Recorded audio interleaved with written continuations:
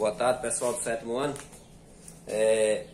Hoje, né, dia 23/3/2021, outra aula de matemática. Ontem tivemos matemática e geometria e hoje é só matemática. Ontem eu falei sobre divisores de um número, né? Expliquei como se encontrava o divisor de um número. Também falei sobre os múltiplos de um número. E hoje a gente vai aprender um pouco sobre números primos, né, e decomposição em fatores primos, né? A decomposição de fatores primos é muito importante. Por quê? Porque vocês vão usar bastante no decorrer da vida de estudante de vocês, né? Principalmente nas próximas aulas que a gente vai ter aí falando sobre máximo divisor comum e múltiplo, MMC, mínimo múltiplo comum. Aí a gente vai utilizar essa decomposição em fatores primos. Mas hoje nós vamos ficar só estudar um pouco sobre números primos e a decomposição para vocês aprenderem direitinho, para estarem aplicando aí no dia a dia de vocês. Pronto, números primos. Quando eu falo em números primos, eu estou falando de um número que ele só tem como divisor ele, né, e o 1, né, o próprio número e 1. Quais são esses números? Por exemplo, se eu colocar aqui o número 2, né, aqui eu colocar o número, já coloquei aqui em cima para vocês verem, né, o número 2, número 3, o 5, o 7, o 11, o 13 e tem outros números ainda. Mas observe o seguinte, se eu colocar aqui o número 2, por exemplo, eu só consigo dividir o 2 por ele mesmo e também por 1, né? Não tem como dividir ele por outro número, então por isso que ele é chamado de número primo. O número primo é aquele número que eu só consigo dividir por 1 e por ele mesmo. O número 1 não é primo e nem composto, né? O restante dos números que eu consigo dividir por vários outros números, eles são chamados de números naturais compostos. Compostos por quê? Porque eu consigo dividir por vários outros números. Eu coloquei aqui como exemplo o número 4, o número 6, o número 8, o 9, o 10, né? Não importa se ele é ímpar, ele tem divisor. Por exemplo, o 3 ali, eu consigo dividir o 3 por quem? O 9 por quem, aliás? O 9 eu consigo dividir por 3, que vai dar 3 aqui.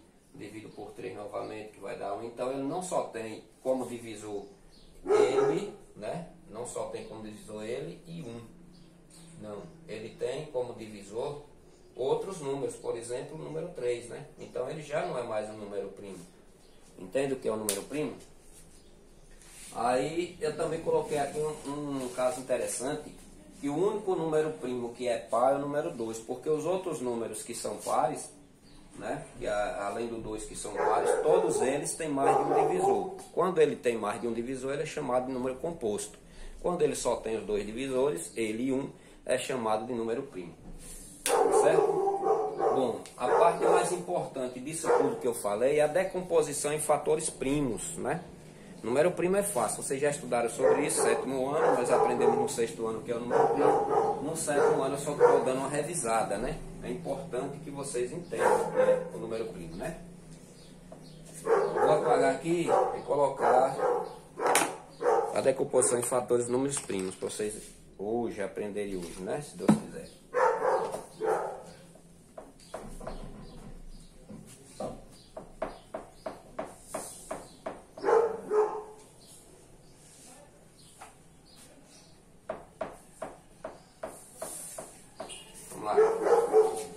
Pronto, outro conteúdo importante é a decomposição em fator primo.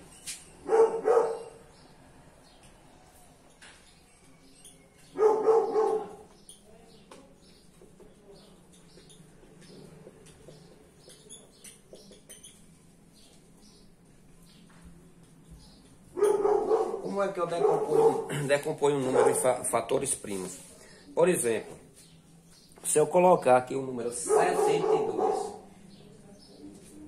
eu vou decompor esse número até ele acabar, né? Eu tenho que lembrar daqueles critérios de divisibilidade. Que critérios são esses? Todo número terminado em números pares, ele pode ser divisível por 2. Todo número terminado em 5 e 0, eles são divisíveis por 5. Todo número que eu fizer o somatório, se eu fizer o somatório desses dois números aqui, der 9, ele é divisível por 3. Por exemplo, se eu chegar e colocar 7 mais 2, né, o número 27, se eu somar o 2 algarismos aqui, 7 mais 2 vai dar 9. Então, o somatório dos algarismos do número 27, ele deu 9. Como ele deu 9, ele é um número divisível por 3. Então, é importante que eu aprenda os critérios de divisibilidade para que fique mais fácil, para que eu possa decompor esses números, qualquer número, em fatores primos. O 72, por exemplo, ele é igual, começa por 2, né? Dividindo aqui o 72 por 2, ele vai dar 36. Quando eu divido aqui o 36, aqui ele vai dar 18. Dividindo por 2, vai dar 9. Observe que agora ele não é mais um número par, ele já é um número ímpar. Quando é ímpar, aí eu tenho que saber se ele é divisível por 3, por 5 ou assim sucessivamente. Mas como 9 a gente sabe que é um número que pode ser dividido por 3. E lembrando uma coisa importante, que eu tenho que começar sempre do menor, né, e ir aumentando. Não posso começar aqui, né, com números grandes não. As possibilidades têm que ser em ordem. Então aqui eu vou colocar aqui 9 por 3 vai dar 3. Aqui só sobrou 3 agora. 3 por 3, 1. Aqui eu decompus esse fator em fatores primos. Ou seja, se eu pegar esse número aqui e fizer 2 vezes 2, né?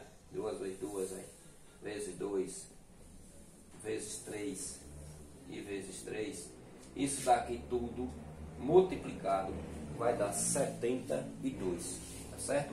Eu também poderia organizar ele da seguinte forma: 2 elevado ao cubo, tá vendo? Vezes 3 elevado ao quadrado. Daria o mesmo resultado. Daria o mesmo 72 aqui. Tá certo? Então isso é assim que a gente decompõe em fatores primos. Outro número eu vou pegar aqui. Por exemplo, eu tenho aqui, no livro de vocês tem o 116. Número par, né? 116 número par. Dividindo aqui o 116 por 2 aqui, ele vai dar 58. É fácil, né, de vocês perceber que se eu dividir aqui a metade de 100 é 50, a metade aqui de 16 é 8, então 58, né? Posso fazer assim também. O 58 é par, divido ele também por 2, né? Foi assim que eu falei para vocês, divido por 2 que dá 29, né? O 29 não divide nem por 2, nem por 3, porque se eu fizer 9, ó, se eu fizer o somatório de 9 mais 2 aqui, ele vai dar 11. 11 não divide por 3, né? Como ele não é terminado em número par, também não divide por 2. E por 5 não divide porque ele não termina em 0 e nem 5. Então ele só divide por ele mesmo, né? Quando eu divido 29 por 29, pronto. Aí um belo exemplo, né? De explicar, de colocar ele como número primo também. Que eu coloquei alguns, aí aqui surgiu um naturalmente, aqui dessa divisão surgiu um aqui no meio, que ele é o 29, ele também é um número primo, porque eu só consigo dividir ele por 1 e pelo próprio 29, né? Aí só para relembrar. Então aqui eu tenho, aí o que é que faz? Se eu fizer aqui 2 vezes 2 vezes 29, eu vou ter esse valor em cima de 116, né? Tá certo? Então é assim que eu divido em fatores primos. Se eu pegar aqui, por exemplo, 231, né? Aí, ó, não divide por 2 porque não é terminado em número par. Não divide por 5 porque não termina em 0 e nem 5. O que é que eu faço? O somatório dos algarismos. 2 mais 3 mais 1. Aí eu vejo se ele consegue, se esse número a gente consegue dividir ele, fatorar ele, né? Fatorar ele por 3. Então a gente faz o somatório. Eu tenho aqui 2 com 3, 5 mais 1, 6. Então o número 6, que foi do somatório disso aqui tudo, ele é um número que pode ser divisível por 3, que daria 2 no caso. Então aqui eu sei que esse número aqui eu consigo dividir ele todinho por 3. Que quando vocês colocarem lá na calculadora de vocês, ou na mente, como vocês quiserem, vai dar 77, né? Dá 77.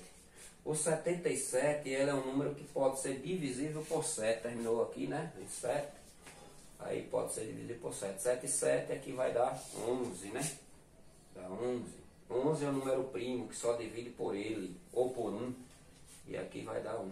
Então, quando eu fizer aqui 3 vezes 7 vezes 11, eu vou encontrar o 231. Tá certo? Então, a aula de hoje, nós adiantamos um pouco, né? Que amanhã nós vamos ter aí falando sobre máximo divisor comum e mínimo múltiplo comum, que fica para a aula de amanhã. Mas tem umas atividades que foi passado no apostolado de vocês, que baseado nisso aqui que a gente aprendeu hoje, vocês vão lá no apostolado de vocês e façam as atividades. Dê uma olhada aí, né, a atividade do dia de hoje, do dia 23, né? Veja qual foi a atividade que eu coloquei lá. Tá dividido tudo certinho, de 1 até onde, né? E aí vocês veem, viu? Qual foi o número e faz. É o de amanhã a gente faz na data certa e depois da manhã também. Valeu, tenham uma boa tarde. Qualquer dúvida, eu estarei à disposição de vocês aí. É só mandar um alô e eu estou respondendo aí, beleza?